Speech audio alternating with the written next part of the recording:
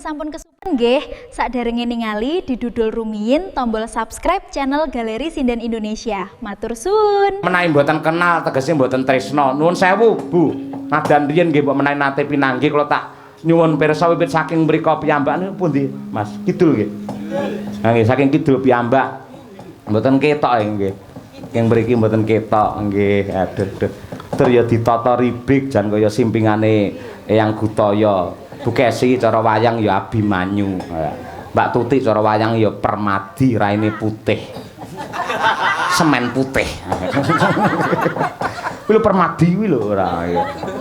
Terus Mbak iki nomor 3 kuwi kaya kae Arjuna, anteng tajem. Wah, anteng-anteng ana janggut. Nah ya, manis yen manggut. Nah ya. Nah nggih, terus ibu sing nomor 4 iki kaya Tara Guru. Tara Guru, astane papat yen disawangka kene. Nggih.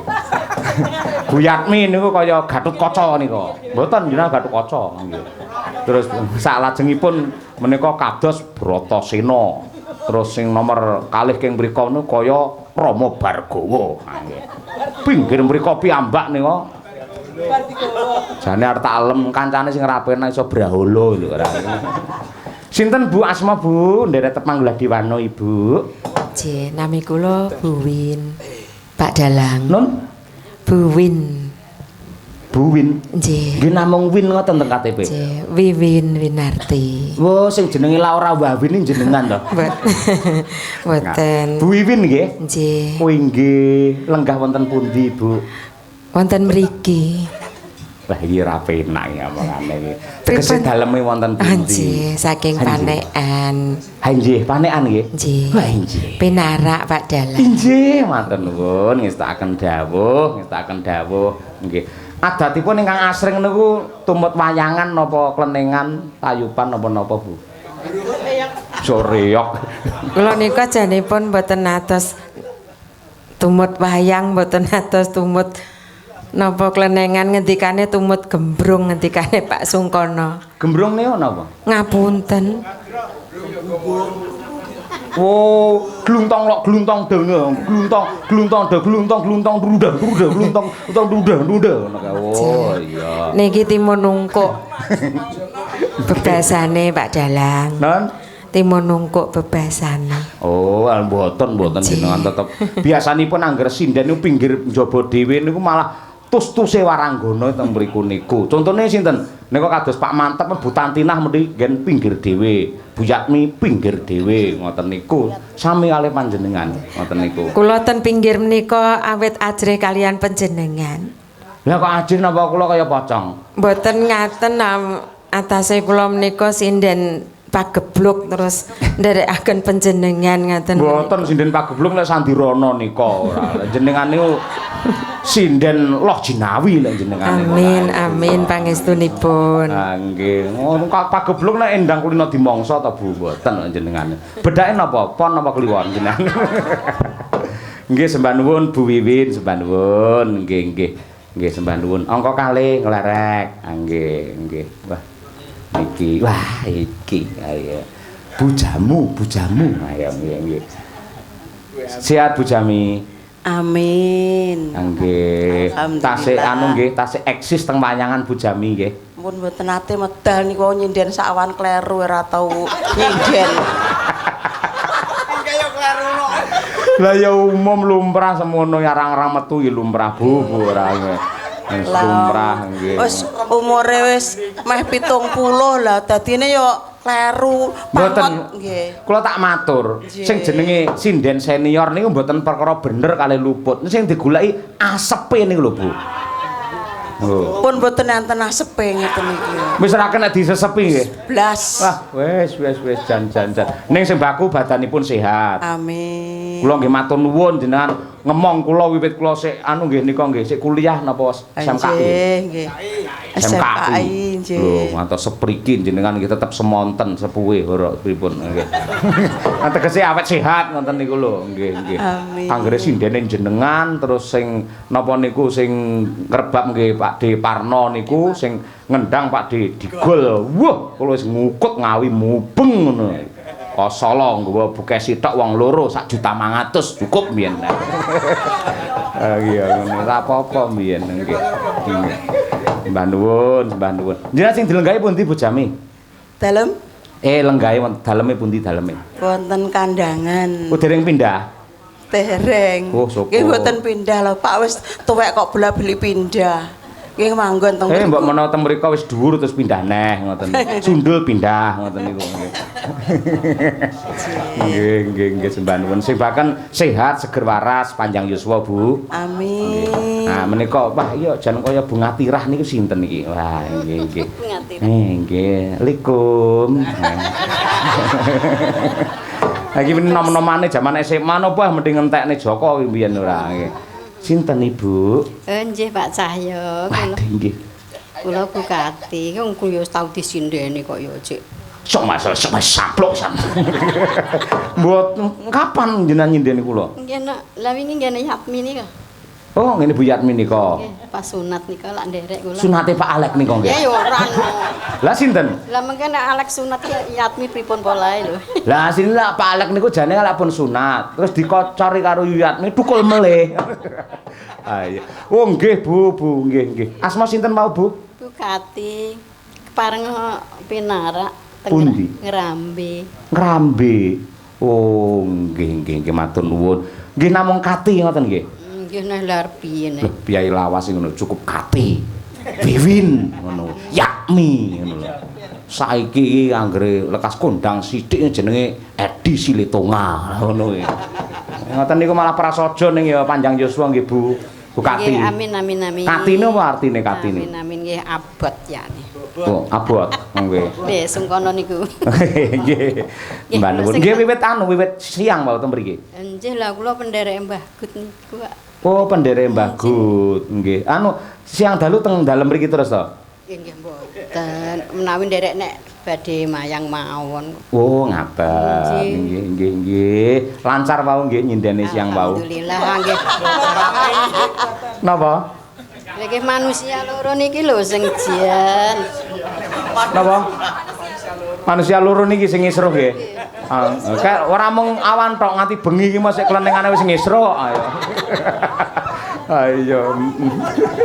Bisa remek dening salah guling lho. Remek dening salah guling. Yo, bos. Mbok nggo bantal sak selimute aku. Nggih. Nggih sapanuton niku lho slisir yo ora nek sing bener, kinanti ora nek sing bener. Pripun? Kinanti mboten enten sing bener sak awan utuh. Nggih. Nggih. Lobong salah. Mboten napa-napa pancen malah lek kleru sing jenenge seni aja nganti bener terus, Bu. Kudu enek klerune sithik nek kakean berarti yo ndledek lek kuwi ya. Lah nek lumrahe wiraswara iku kudu ning nguri sinden. Lah wong wiraswara ning etan omah umi mboten genah lho. Sindene ning kidul omah. Ngoten niku. Lah kuwi jane arepe nyinden gerong apa arep apa kok iso beda omah iki lho. Lah mbiyen teng anu to Bu Jami teng mburi-mburi sinden to mbiyen. Lah malah ra iso sawang-sawangan lek ngeten kan iso sawang-sawangan iso memberi kode. Iki nanti cakepane sing iki punapa-poto, ora apa piye ngono kuwi malan. Ditata kanthi apik. Lah ora cah loro ki wayahe muni malah nyalami aku ya. Kuwi luceng madalang malah ngono kuwi ora wis entuk sak kenongan lagi kelingan. Ya kuwi mah akhire remek dening salah guling ya. Nggih niku Mbah nuwun. Bu Yatmi, putra pinten to? Nggih, kalih. Pinten? Lho, iki ya lucu iki. Karo anake dhewe iso lali. Jenengan niku ora nggih. Ning sing sekolah ngilen niku Mas Agung niku. Nggih. Kalih adine sinten? Mas Yoga. Mas Yoga. Nggih, Wo putranipun Bu Kesi. Non? Putranipun Bu Kesi. PA-ne Bu Kesi nggih. Pembimbing anune akademik. Oh, nggih. Kula mboten ngerti sumpah nggih mboten crita Yoga lek putrane Pak Alek, putrane Buyan mboten crita. Lah napa mboten mirip? Napa? Mboten perkara ngoten. Riyen nate wis pelajaran wis sak jam to. Niku lagi mlebu. Nggih. Kula seneni karepmu piye? Kelakuan iso kaya ngono, sing tertib, sing disiplin. Omahmu ndi? Kula maget kula ngawi. Sapa? Anake Pak Alek. Ya wis ora apa-apa lek telat lek ngono aku. Bae anake kancaku ayo. Ning dadine tetep jos ngoten niku. Nderek titip. Nah. Mas, nderek titip. Apa pedah dititipke ora? Ah, nggih saged kula sagaduking nalar kula lan manah kula Bu nggih. Nggih, matur nuwun. Nggih, sami-sami nggih. Kelingan nalika kula dipun timbali kalih Bu Yatmi kalih Pak Alek riyen wangsul dipun betani keris kula openi ngantos mriki lho. Niku. Nggih. Senes sing niki nggih. Teng griya pun jamur punang. Pun tayangen. Nggih. Kathah kok piyayi ngawi ingkang maringi ngono Pak D salam nate maringi kula. Pak D Tukul Swargi maringi kathah kalih kula. Nggih. Kula mergane ya entek kathah kali nika. Ah nggih. Mbah nuwun. Salajengipun nglerek aduh. Enggak pakai air yang jernih. Wah, nggih. Jan piyayi ngagem kaca tinggal jan kaya tukang las mah jan. Persis. Nggih, mboten guyon. Asma sinten, Bu? Kula Resmiatun Pak Dalang. Ah, iki tahu iki Bu Resmiatun tahu to nyindeni kula nggih. Nggih. Ping pinten? Pertama kula nyindeni jenengan tanggal 5 November Mas Rudi dadi manten. Nek Yo mboten sik salah. kelingan tanggale lho jenengan. Nggih. Lah Nggih, tanggale November 2000. 5 November 2006 kayak nggih. Nggih, Mas pegatane Rudi. tahun pinten niku, Dek? Nika ta sing mayang kula terus Nggih. kalih Pak D Samsu nika nggih Pak D. Tanggal 5 November pertama. Oh, nggih. Wah, jan dalange mboten berkah kok, bubar tengah dalan kok. Ayo. Nggih, burus sembah nuwun burus ya nggih. Iki sing rada enom iki sapa iki? Aduh, sinten iki? Wilujeng dalu Pak Dalang. Wilujeng dalu nggih. Sinten asmanipun? Nggih, nderek tetepangan kula Ayah. Hah? Ayah. Ayan. Ayah mboten ngangge eng. Oh, Ayah. Nggih. Komplite Ayah sinten? Restu Cahyani, Pak. Hah? Restu Cahyani. Restu Cahyani. Padha cahyane lho kalih kula punan. Nggih. Mong jenengan ni kula di. Ayo. Cahya Gunadi. Ayo. Oh, bisa sing lucu niku ana sing MC kala wau lho. Jenengan titele napa Pak Dalang? Mboten saged titel Cahya Gunadi. Ah, mboten kedah paringi titel. Napa? Dipeksa ta kula akhire nggih MSN. Napa niku? Magister seni. ME magister SC seni. Lah ene napa? Nasional. Jenes. Apa ene sarjana seni nasional? Nek kaya susu wae. Susu nasional. Daleme pundi, Mbak Ayah? Kula saking Kesongo Kedung Putri, Pak. Wah, Kesongo. Wah, jaman kula riyen SMKI mbabati mriko riyen niku. Napa nggih? Mung nggih sampeyan rung lahir mendhi udakara taun 97 riyen niku. Oh, kula dereng lahir niku, Pak. Rung di program nggih niku. Ayo. Enggak, nggih. Tasih sekolah napa pun lulus napa pun palakrama? Tasih sekolah, Pak. Temundi? Teng UNY UNY. Jogja. Universitas Yoyo napa pundi? Napa? Universitas Negeri Yogyakarta. Oh, Yogyakarta. Oh, nggih. Napa? Fakultas napa? Fakultas Bahasa Seni dan Budaya. Wah, bahasa seni dan budayane bahasa napa bahasane? Kula pendidikan seni musik, Pak. Oh, musik. Nggih. Oh, nggih. Musik tradisi, kontemporer atau Modern. modern? Napa? Nggih. Reok napa? Gembrung. Ya wis mugi-mugi lancar le kuliah nggih. Matur pangestune. Salajengipun nglerek menika Ibu sinten? Ya ampun, piyayi kaya ngono. Mak sak celeraman kaget tak kira Bu Sunyahni lho niki wae. Jan piyayi kaya ngono nggih. Nggih. Nderek tepang Ibu. Aduh Mamah nggih. Monggo asma sinten Mamah nggih. Nggih. Iya. Nggih ngawi nggih dalem nggih. Nggih. Ngawi nggih. Pundi? Tutik Cahyawati. Siapa? Tutik Cahyawati. Marai mungkuk-mungkuk omonganmu. Ayo. Wong dhek iki manut dalange lek melu aku ya Cahyawati, melu Pak Purbo ya Purbowati. Ayo ngono kuwi apik. Jos nggih. Ki asine ya rombongan Madangkara. Ya, setiap Madangkara pentas dimanapun Mbak Tutik mesti ana. Tepuk tangan untuk Mbak Tutik luar biasa. Sebab napa kok melu Madangkara? Mergo melu dalang sapa-sapa wis ora dinggo. Dadi Ora ya. ora ya, sik kanggo ya. Lho, Sama Mbah Gutaya nganti mampir ke omahku kae to. Nggih. Tindak omahku mampir ning daleme sampean ya. Nggih. Nggih, wah kaya ngono katresnan. Ngaturi. Heh. Ngaturi denggelmu mlocok. Ya, Pak Yoyo, maaf ngapunten. Ndawuhi. Dawuhi. Nggih, ndawuhi. Salah. Ayo, heeh. Salah to bener ben bengi salah terus ngoten niku kok ben kajeng ngene. Dawuhi Pak Yoyo. Nggih, siap nggih. Sampun nggih. Sampun matur nuwun. Nggih, nderekaken nggih. Coba-coba niki wiwit saking klasik riyen, monggo Bu. Wah, coba kaya apa sinom mawon mangke sagongan-sagongan wiwit saking Jawi piyambak wau Bu sinten wau?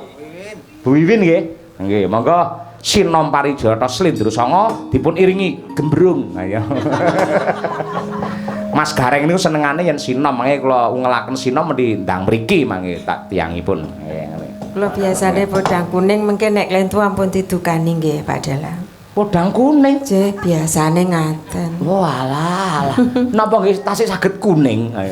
Kula niki pun janges. Biasane lek sayur tok ijo metune. Ayo. Nggih, pun nderek cakapane ingkang pundi nderek. Ayo, monggo.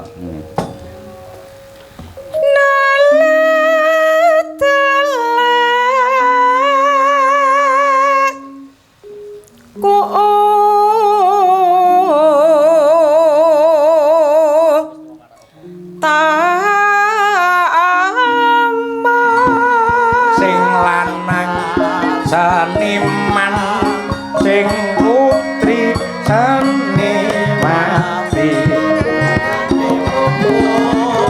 yen turu ngeplo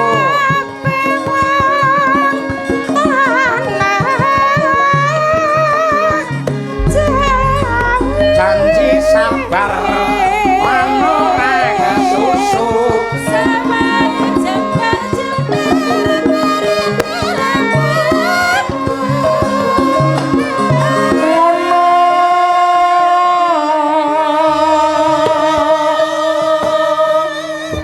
Duh, ngerti karo klangen aku kowe kok ngulake wujud sinom parijata akhir-akhir teko kene kok Le. Iya, Mas Gareng, padha becik ya. Wah, becik ketitik ala ketara ora. Sempurna li ora. Nglerek melih menika, monggo. Nggih.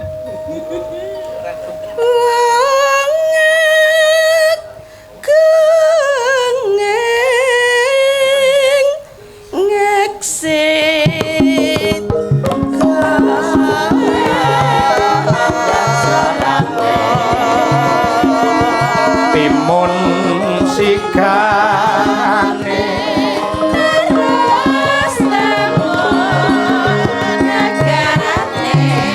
bener mangkono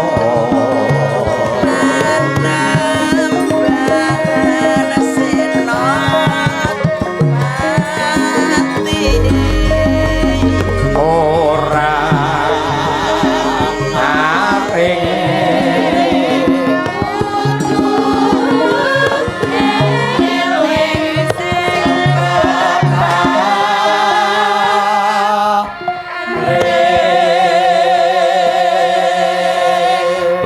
Duh, aku seneng karo pariane, tegese ambak tembang yang nganggupi tutur, orang ngaring kudu eling karo sing peparing, apik banget iki, Truk. Heeh.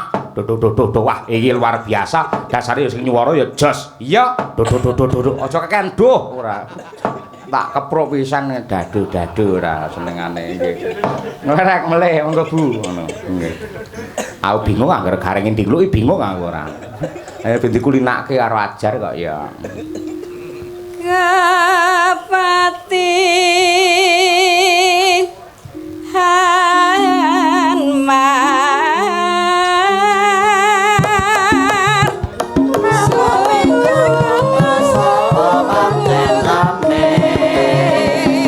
Iya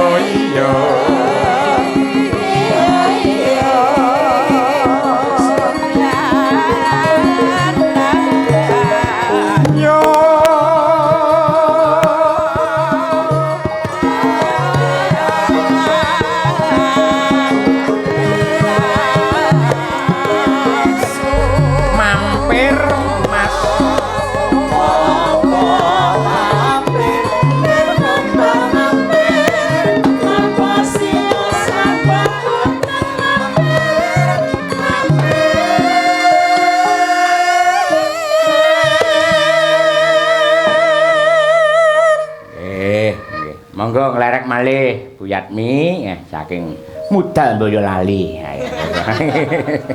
Nggih. Monggo Bu. Ngetan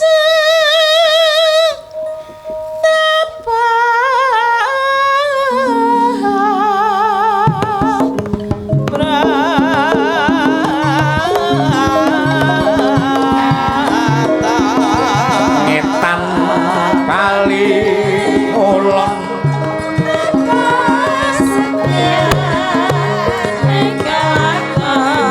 ngono ya ngono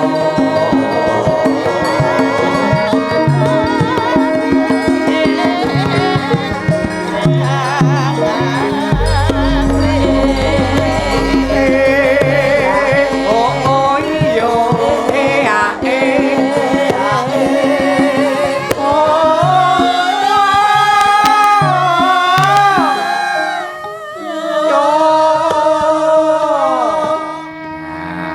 iya kaya ngono kuwi apik.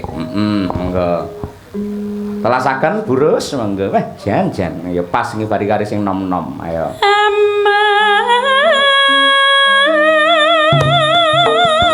Pipa pabrik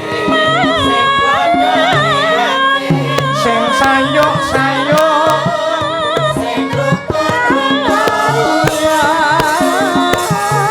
pujiku Mas.